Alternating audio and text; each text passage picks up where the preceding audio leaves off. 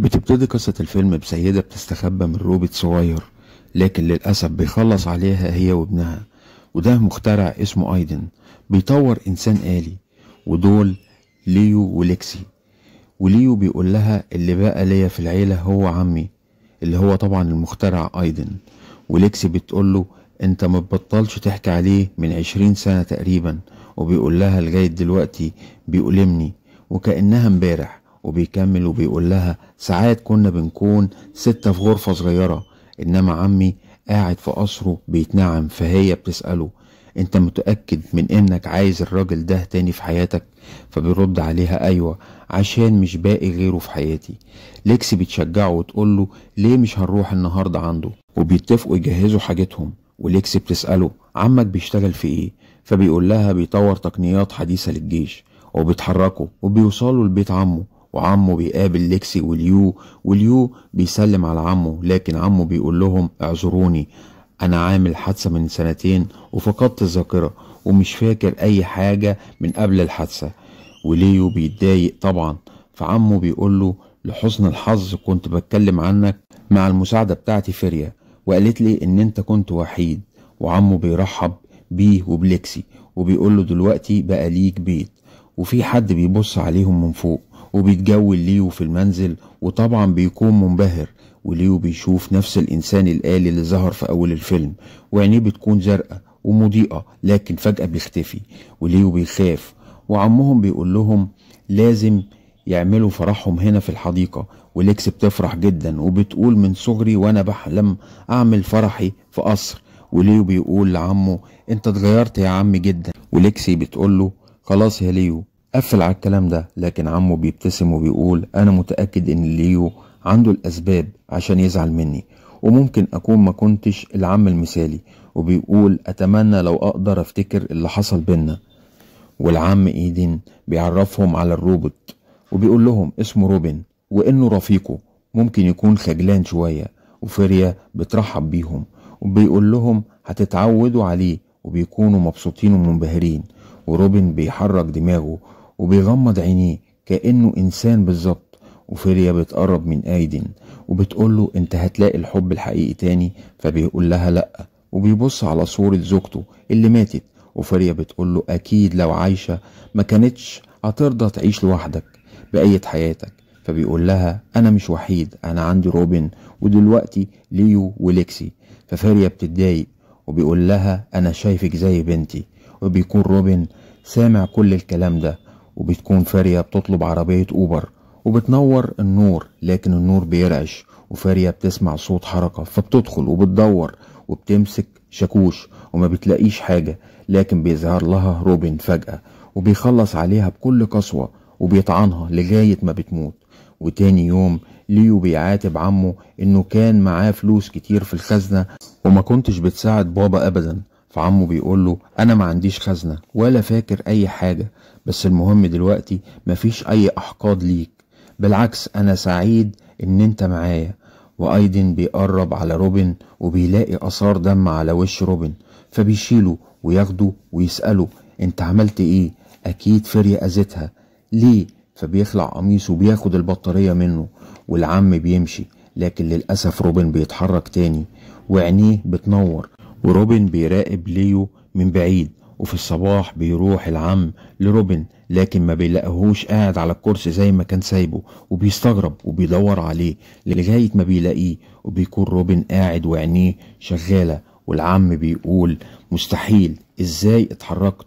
وبتيجي منظمة الافراح لحديقة القصر وبتكون ليكسي سعيدة جدا، لكن ليكسي بتلاحظ ان ليو مش مبسوط، فبتقوله انت رجعت في كلامك ولا ايه؟ فبيقول لها لا طبعا. فبيقول لها انه قلقان من روبن ومن حركته كأنه انسان. فهي بتقوله اكيد خدعة. والعم بيسكر وبيبكي وبيكون حزين على فاريا. وبيتجاول ليو في القصر فبيلاقي عمه وبيقول له ان هو وفريقه ابتكروا اسلحة متطورة جدا، وابتكرنا نموذج قادر على التفكير والشعور وتنفيذ اي اوامر نطلبها منه، وعدلتها لتصبح في صورة روبن. وبيقول له انا حاسس ان ابني عايش جوه روبن مع انه مات مع امه من ساعة الحادثة. وبيجي 2 محققين بيسألوا ايدن على فارية عشان اخوها سام بيقول انها مختفية من فترة. فالعم بينكر وبيقول ان هو كمان قلقان عليها، وفارية كانت طلبت عربية اوبر وما خرجتش، والعربية مشيت بعد 15 دقيقة، وسام اخو فارية بيكون مستخبي في الحديقة وبيتصل على فارية، وروبن هو اللي بيرد عليه وبيخلص برضه على سام بكل قسوة في القبو. والعم بيكون قلقان، وليو بيشوف مكتوب كلمة نو على الترابيزة اللي قدام روبن، وكده ليو بيتأكد ان روبن فعلا بيتحرك من مكانه. وليو بيبحث عن روبن في النت، وبيت عمه ايدن، وبيلاقي ان ابن عمه قتل كل الموجودين في عيد ميلاده، وعمه دفع فلوس كتير جدا لأشخاص مهمين عشان يحمي ابنه ونفسه وسمعة شركته. وبيتصل ليو بالشخص اللي كاتب الكلام ده، وبيسأل عن روبن وعمه، والشخص بيعمل نفسه مش عارف حاجة. فليو بيترجاه ويقول له عايز اعرف اللي حصل في عيد ميلاد روبن ال11. فبيأكد نفس الكلام المكتوب، وانه كان قريب جدا من والده، وامه كانت قاسية جدا فهي حبسته في القبو كعقاب. وبيظهر روبن وهو كمان اتقتل في ليلة المجزرة، والبطارية بتفصل والاتصال بيتقطع، وليكسي بتقول له ايه اللي انت بتعمله ده؟ فبيقول لها المفروض كان عمي قال الحقيقة. فبتقول له احنا هنا ليه؟ مش عشان نتجوز، انت مش هنا عشان تصلح الامور مع عمك، لا عشان تسرقه. وبتقول له ده جنون. فبيقول لها وطي صوتك، وبيقول هو بينام طول الليل والزلزال حتى مش هيصحيه بعد ما ياخد الحبايتين دول. وبتروح ليكسي لايدن وبتديله المشروب، وبتوصل المحققة لبيت العم ايدن، والعم بيشرب المشروب المنوم. فبتتجول المحققة في البدروم، وبتلاقي روبن واقف وبتتكلم في اللاسلكي، وبتكون قلقانة من روبن بس ما بتحطش في دماغها انه بيتحرك. وبتتلفت لما بتلاقي عينيه بتنور ازرق، وبتستغرب وبتقرب منه وبتكون مرعوبة. فايد روبن بتمسك آلة حادة، وبيخلص على المحققة وبيطعنها وبيكهربها. وليو بيقول لها مفيش خزنة هنا، يبقى اكيد في القبو. وبينزلوا القبو، وليكسي بتكون خايفة وبيقول لها يلا دلوقتي هنتراجع بعد كل اللي عملناه.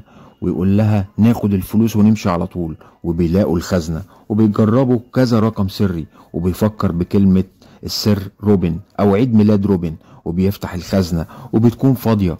وبيتجننوا وبيحسوا بحركة بره فبيستخبوا. فروبن بيطعنها من الخلف في رقبتها، وبيلاقي روبن قدامه وعينيه منورة ازرق. فليو بيحدفه بحجر على راسه، وروبن بيخبط ليو على دماغه. وبيفوق ليو بيلاقي نفسه متكتف على كرسي، وروبن بيسأله ليه عملت كده؟ فبيقول انا كنت المسؤول عن الارض من 6 سنين قبل الحادثة، وسمعت ايدن انه مش بيثق في البنوك وانه بيحتفظ بكل فلوسه في خزنته. ولما عرفت انه فقد الذاكرة وكنت مديون فقلت لازم استغل الموقف. وبيقدر يفك الرباط من على ايديه، وبيضرب روبن ويقعه على الارض. ولسه هيكمل حد بيضرب ليو بالنار كذا طلقة، وبيكون ايدن هو اللي اطلق الرصاص. وبيموت ليو، وعين روبن بتفصل، وايدن بياخده ويعمل له صيانة وبيشغله من جديد، وبيقول مرحبا بعودتك يا ابني.